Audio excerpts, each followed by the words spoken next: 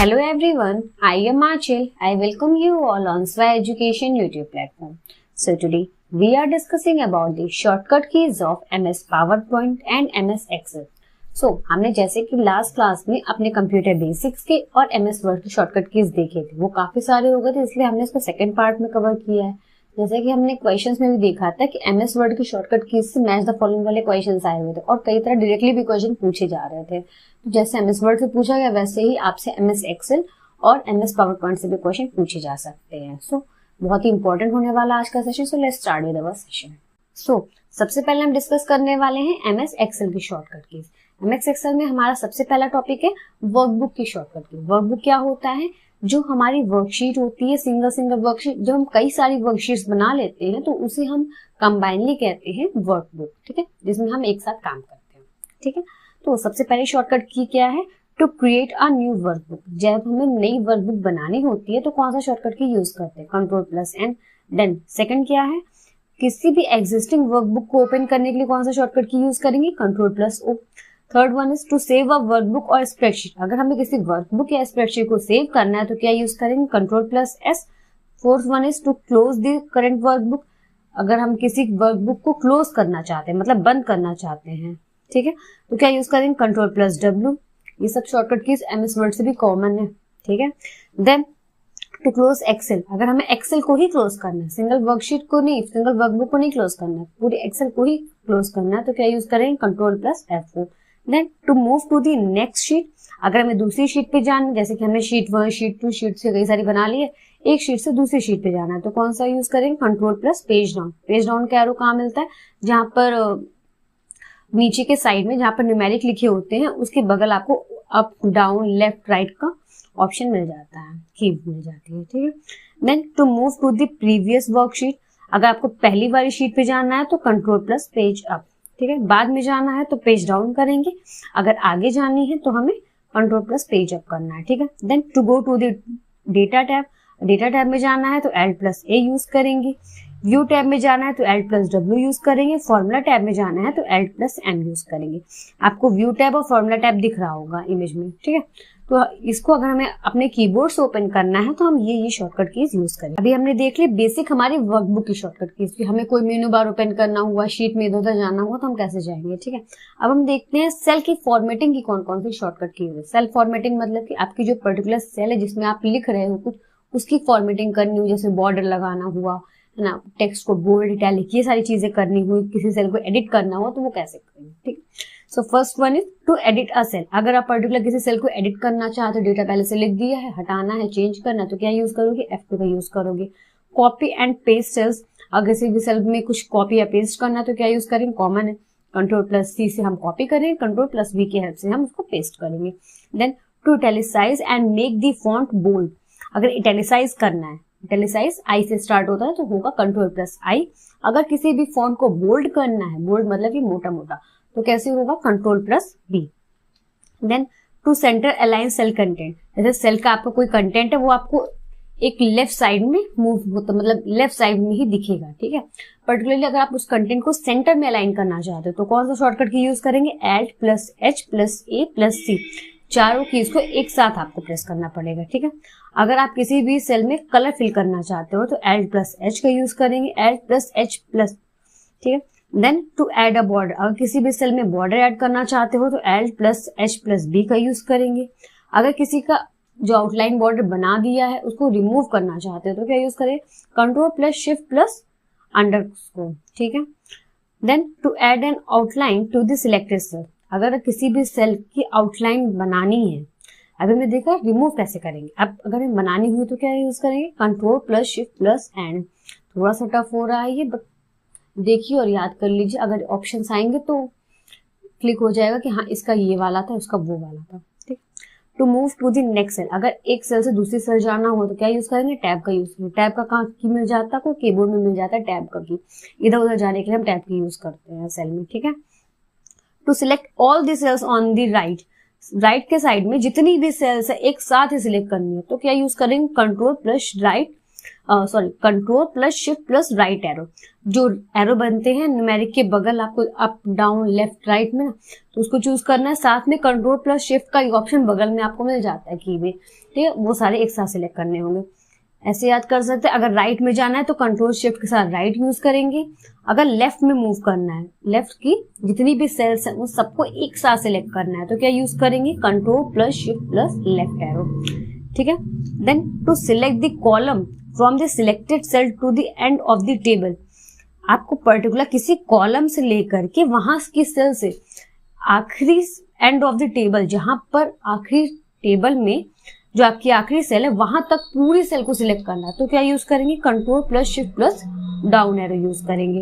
Okay, then to select all the cells above the selected cell, किसी भी particular selected cell के ऊपर की जितनी भी सेल है, नीचे की जो पूरी सेल को अगर सिलेक्ट करना हुआ तो हम control plus shift plus down arrow use करेंगे। अगर ऊपर की पूरी सेल को सिलेक्ट करना हो तो क्या यूज करेंगे control plus shift plus up arrow का यूज करेंगे, ठीक है।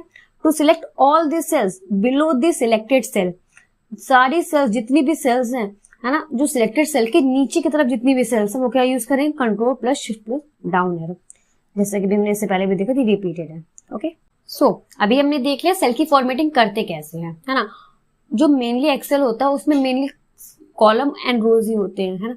कॉलम रोज को आप किस तरीके से अच्छे से डिजाइन कर सकते हो ताकि आपका जो डेटा एनालिसिस है, डेटा जैसा भी आपने फिल किया उसको थोड़ा अट्रैक्टिव, थोड़ा सा अच्छा बनाने के लिए, तो उसके लिए हम कुछ और शॉर्टकट कीज यूज करते हैं एडवांस सेल फॉर्मेटिंग के लिए, ठीक है। वो एडिशनल क्या क्या है, अगर आपको किसी भी अपनी पर्टिकुलर सेल में कमेंट ऐड करना है, कमेंट का साइन जैसे होता नहीं है, जब एक्सेल पढ़ाया था तो कमेंट में बताया था, ठीक है। तो कमेंट ऐड करना हो किसी भी सेल के ऊपर कि हाँ ये डेटा क्यों लिखा गया, क्या डिनोट करता है, उसके लिए हम कमेंट ऐड करते हैं। तो वो कैसे ऐड करेंगे, शिफ्ट प्लस F2 की हेल्प से, ठीक है। अगर आपको उसी कमेंट को डिलीट करना है तो कैसे करेंगे, shift plus F10 plus D। D क्या डिनोट कर रहा है, डिलीट का ऑप्शन। डिलीट करते अलग ऑप्शन होता है लेकिन वो नहीं यूज करना है, D यूज करना है, ठीक है। To display find and replace, find and replace कैसे हम यूज करेंगे, कंट्रोल प्लस H की हेल्प से, ठीक है। To activate the filter, filter add करना हो अगर जैसे कि सॉर्टिंग करने के लिए या किसी भी करने के लिए आपको फिल्टर ऐड करना, तो कैसे ऐड करेंगे, control plus shift plus L, otherwise Alt plus down arrow, Alt plus down arrow use कर सकते हैं या फिर control plus shift plus L use कर सकते हैं। अगर आपको अपने किसी डॉक्यूमेंट में डेट इंटर करनी है तो कैसे करेंगे, control plus under column, okay.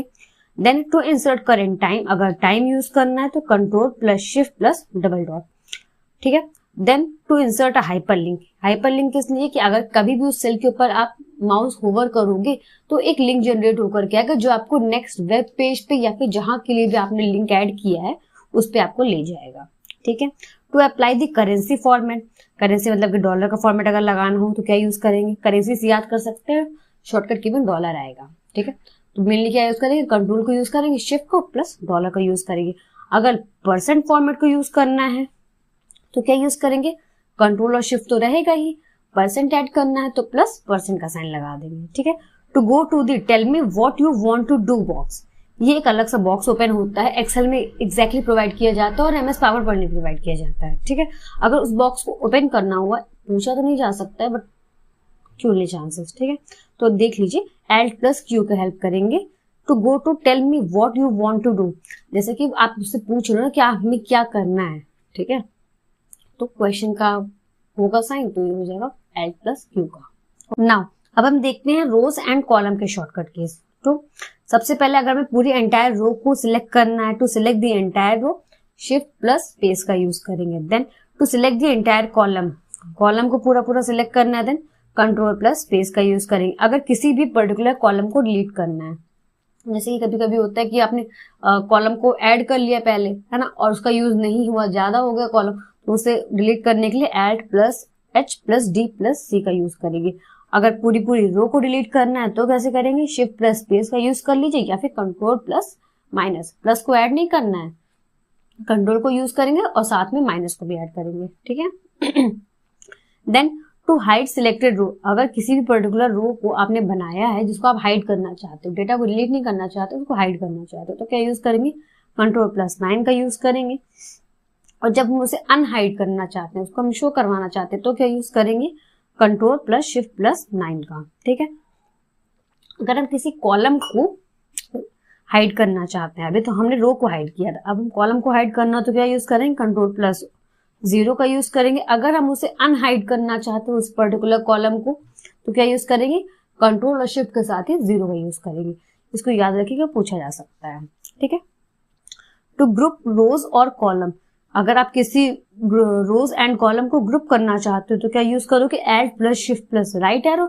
और उसी रोज एंड कॉलम्स को अगर अनग्रुप करना चाहते हो तो क्या करोगे, add plus shift plus left arrow. Group मतलब कि एक साथ करना और अनग्रुप मतलब कि अलग अलग छोड़ देना, ठीक है।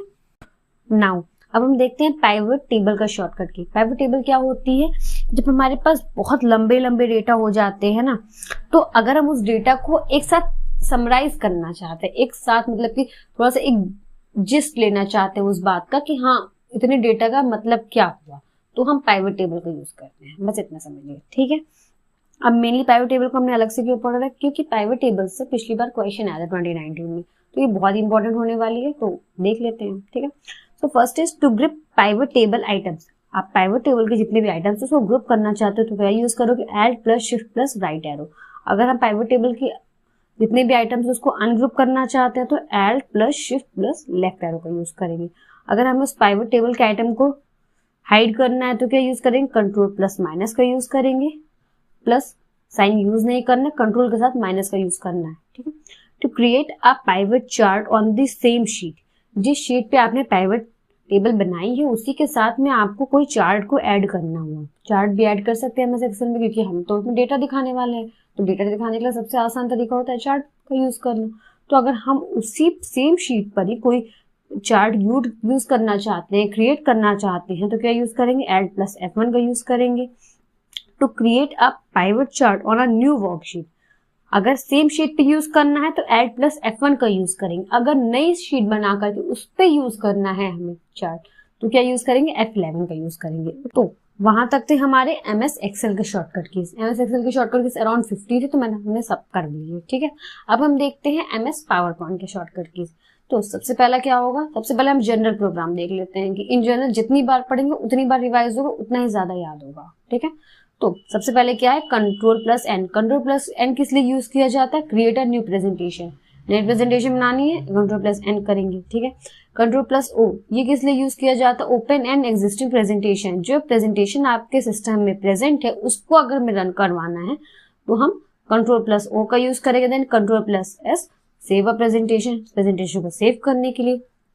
F12 और Alt प्लस F2 ये किस लिए यूज किया जाता है, ये हमारे पास save as dialog box open करता है। सेव एज डायलॉग बॉक्स इसलिए ओपन किया जाता है जैसे कि हम कोई प्रेजेंटेशन बनाए, ठीक है, हमने उसको सेव तो कर दिया, ठीक, लेकिन फिर हमने उसमें कुछ एडिटिंग करी, कुछ फॉन्ट चेंज कर दिया, अंडरलाइन कर दिया, कलर चेंज कर दिया, तो हमें उस जो आपकी फाइल है उसको सेव एज करना पड़ता है ताकि वो जो एडिटिंग हुई है वो सेव हो जाए, ठीक है। देन कंट्रोल प्लस W और कंट्रोल प्लस F4, अभी इससे पहले हमने देखा है हमें किसी प्रेजेंटेशन को, किसी प्रोग्राम को, किसी भी जैसे एक्सेल को बंद करना हुआ तो हम क्या कर लिए थे, control plus W control plus F4 का यूज करें। वैसे अगर हम प्रेजेंटेशन को बंद करना है तो control plus W and control plus F4 use कर सकते हैं। देन कंट्रोल प्लस Q, तो वो किस लिए यूज किया जाएगा, save and close a presentation, presentation को सेव करके क्लोज करने के लिए हम कंट्रोल प्लस Q का यूज करते हैं। Then control plus Z, control plus Z किस लिए यूज करते हैं, अंडू एंड एक्शन, जैसा कि जो भी चीजें हमने कर दी हो उस एक्शन को कैंसिल करने के लिए हम कंट्रोल प्लस Z का यूज करते हैं। Then control plus Y, control plus Y का यूज कब करते हैं, किसी भी एक्शन को दोबारा से करने के लिए हम कंट्रोल प्लस Y का यूज करते हैं। देन कंट्रोल प्लस F2 का क्यों करते हैं, प्रिंट प्रीव्यू व्यू, मतलब कि जब हम किसी भी चीज को प्रिंट करने वाले हैं उससे पहले उसको देखना कि हाँ वो कैसा दिख रहा है, प्रिंट होने के बाद आपको किस तरीके से वो शो होगा, उसको हम प्रिंट प्रीव्यू व्यू कहते हैं, ठीक है। देन F1 किस लिए होता है, ये यूनिवर्सल हेल्प का एक शॉर्टकट की होता है, स्टार्टिंग में डिस्कस किया था इसको, ठीक है। Then Alt plus Q, tell me what you want to do, आप क्या करना चाहते हो, इसको अगर इस डायलॉग बॉक्स को ओपन करवाना अपने प्रेजेंटेशन में तो आप क्या यूज करोगे, Alt प्लस Q का। देन F7 किस लिए होता है, स्पेलिंग चेकिंग के लिए। Alt प्लस और F10 किस लिए यूज होता है, की टिप्स ऑन और ऑफ, कि आपको ये टिप्स प्रोवाइड करते हैं कि अपने डॉक्यूमेंट, अपने प्रेजेंटेशन को किस तरीके से आप बेटर बना सकते हो, किस तरीके की टिप्स यूज कर सकते हो, इसके लिए हमें Alt और F10 का यूज करते हैं, हम उसको ऑन करने के लिए या फिर उसको ऑफ करने के लिए। Then control plus F1, show और हाइड द रिबन, जैसे कि बहुत सारे रिबन्स आपको पावर पॉइंट के अगर सारे रिबन को ओपन करेंगे तो अराउंड 4 रिबन होते हैं, 4 या 5, ठीक है। तो अगर किसी भी रिबन को हमें हाइड करना हुआ तो हम कंट्रोल प्लस F1 का यूज करते हैं, शो करने के लिए या फिर हाइड करने के लिए यूज करते हैं। देन कंट्रोल प्लस F का मतलब क्या बताया था, फाइंड एंड रिप्लेस, याद रखेंगे तो सर्च इन अ प्रेजेंटेशन और यूज फाइंड एंड रिप्लेस, अगर किसी प्रेजेंटेशन को ढूंढना हुआ या फिर उसको रिप्लेस करने के लिए। देन Alt प्लस F किस लिए, फाइल टैब मेन्यू में। कंट्रोल प्लस F यूज करेंगे तो फाइंड एंड रिप्लेस होगा, और जब Alt प्लस F यूज करेंगे तो फाइल टैब का मेन्यू ओपन होगा जो ऊपर की साइड में मिलता है, ठीक है। देन Alt प्लस H किस लिए यूज किया जाता है, गो टू होम टैब, मैंने गलत बता दिया था। जो भी आपकी एक्सेल की जो सेल होती है उसमें जो भी डेटा लिखा जाता है ना वो राइट में अलाइन होता है, लेफ्ट में नहीं अलाइन होता है, ठीक है, डिफॉल्ट में। देन Alt प्लस N किस लिए होता है, ओपन दी इंसर्ट टैब, अगर इंसर्ट टैब को ओपन करना है तो हम Alt प्लस N का यूज करेंगे। Then Alt plus G design tab को, जैसे कि आपको ये डिजाइन दिख रही है, किनारे से ब्लैक मोटी सी एक लाइन बनी हुई है, इसे हम डिजाइन कहते हैं, ठीक है। Alt प्लस K किस लिए यूज किया, ट्रांजिशन टैब, ट्रांजिशन टैब मतलब कि आपकी जब स्लाइड एंटर करेगी तो वो किस तरीके से जूम इन होगी, जूम आउट होगी, फेड होगी, ये बहुत सारा के ट्रांजिशन दिखाए जाते हैं, उसमें प्रेजेंट होते हैं कि अपने स्लाइड में आप ऐड कर सकते हो। तो उस टैब को ओपन करने के लिए हम Alt प्लस K का यूज करते हैं। देन Alt प्लस A, कुछ एनिमेशन ऐड करने के लिए हम Alt प्लस A का यूज करते हैं एनिमेशन के लिए, ठीक है।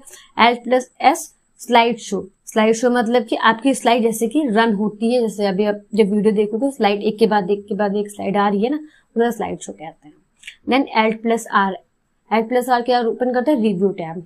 देन Alt प्लस W किस लिए, व्यू टैब जो ऊपर आपको मिल जाता है ना, उसको शॉर्टकट की से अगर ओपन करना तो क्या यूज करेंगे, Alt प्लस W का यूज करेंगे। देन Alt प्लस X मतलब कि किसी भी चीज को ऐड करना है इंसर्ट टैब में। देन Alt प्लस Y किस लिए, हेल्प टैब हो गया, हेल्प टैब 2 हो गए हमारे। F1 के लिए भी हेल्प पेन यूज करता है, ठीक है, और जब Alt प्लस Y यूज करें तो हेल्प टैब ओपन करेंगे, टैब अलग होता है, पेन अलग होता है। Then control plus tab switch between open presentation, अगर एक प्रेजेंटेशन से दूसरे प्रेजेंटेशन में जाना है तो हम कंट्रोल प्लस टैब को पहले मैंने बताया था, लेफ्ट एंड राइट कूदने के लिए हम टैब का यूज करते हैं। देन अब हम देखते हैं select navigating text object slide के लिए कौन कौन से शॉर्टकट की यूज करते हैं, ठीक है। तो सबसे पहला है control plus A। Control plus A से हमने पहले क्या देखा था कि जब हम किसी भी कंटेंट को सिलेक्ट करना चाहते हैं तो हम कंट्रोल प्लस A का यूज करते हैं, जैसे कि यहाँ पे लिखा है select all text in a text box में जितनी भी चीजें सबको सिलेक्ट करने के लिए, ठीक है।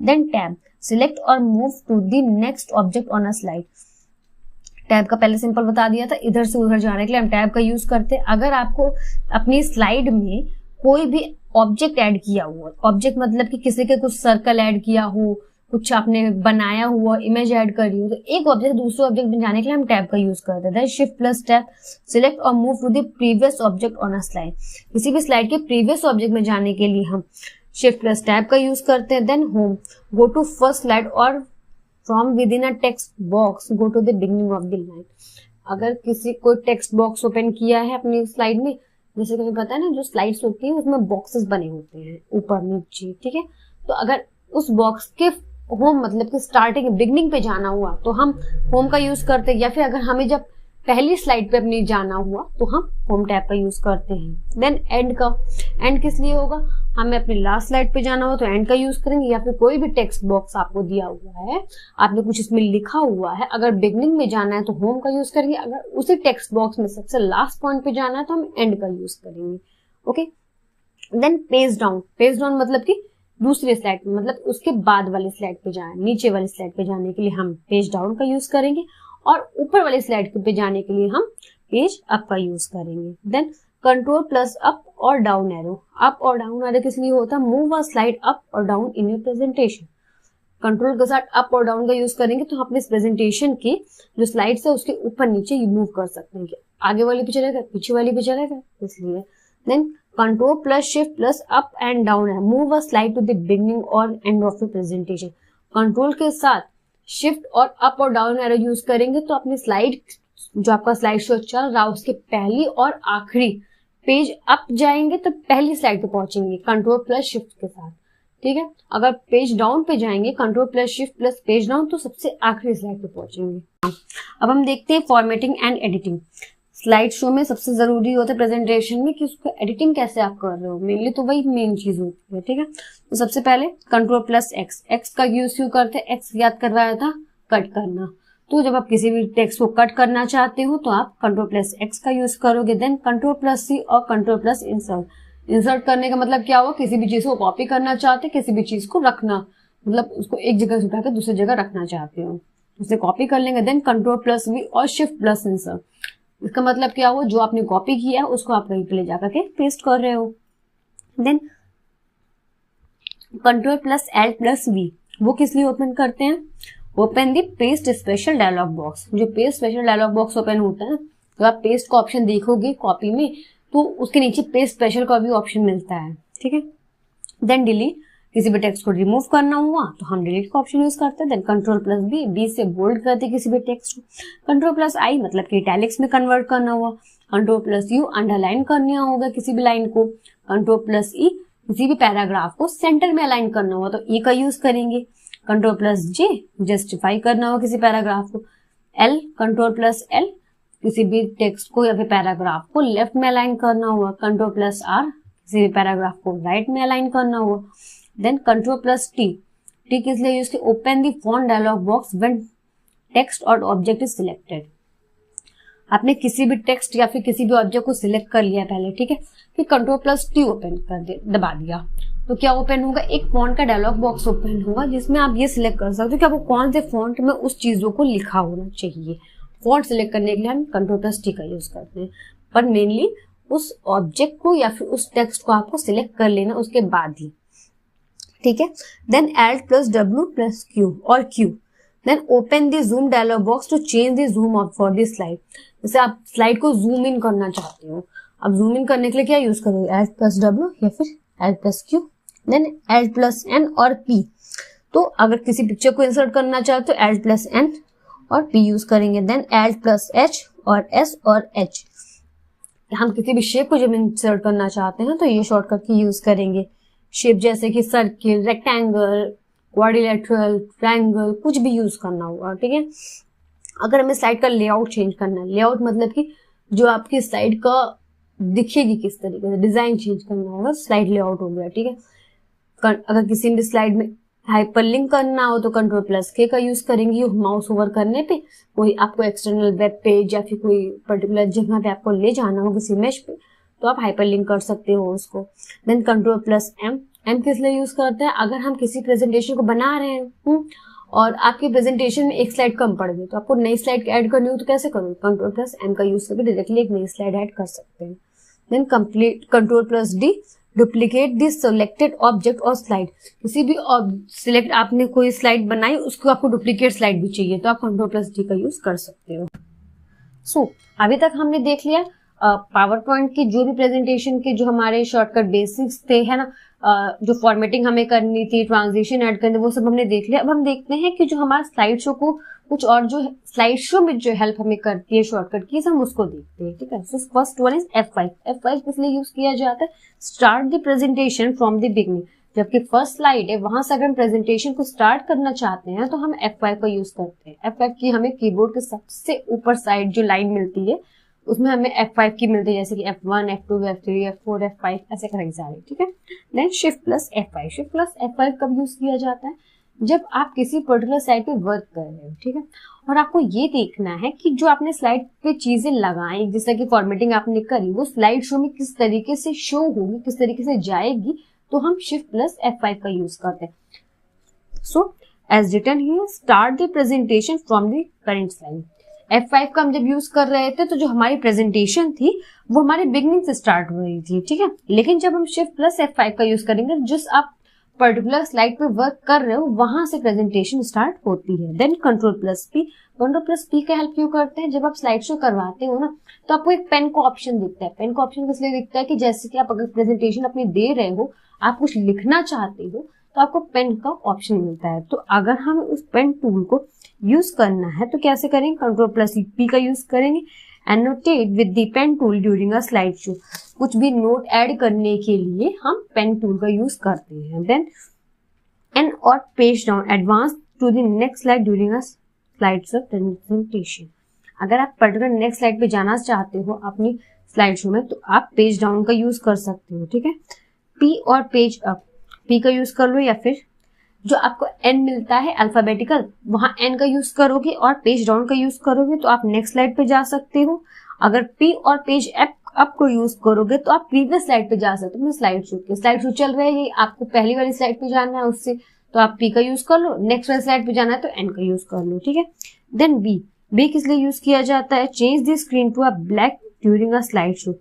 स्लाइड शो के टाइम पे किसी भी स्क्रीन को ब्लैक कलर में करने के लिए हम बी का यूज करते हैं। Press B again to return to the slide show, और फिर से बी का यूज करेंगे हम स्लाइड शो पे वापस आने के लिए, ठीक है। देन ESC का क्यों मतलब एस्केप मतलब कि आपको स्लाइड शो से बाहर जाना है, स्लाइड शो को रोकना है और बाहर जाना है तो आप ESC का यूज करते हो, ठीक है। हमने इन 2 लेक्चर्स में जितने भी शॉर्टकट कीज से क्वेश्चन पूछे जा सकते हैं हमने वो सारे शॉर्टकट कीज कर लिए हैं। एक्सेल के भी हमने अराउंड 50 शॉर्टकट कीज करे हुए हैं और प्रेजेंटेशन वाले के भी हमने बहुत सारे शॉर्टकट कीज करे हुए हैं, ठीक है।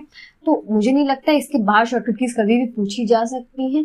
और आई होप आपको आज का लेक्चर समझ में आया होगा और शॉर्टकट कीज के सारे ऑप्शंस आपको अच्छे से समझ में आए होंगे। Okay, if you like the lecture please like, share, comment and subscribe to the channel and thank you for watching.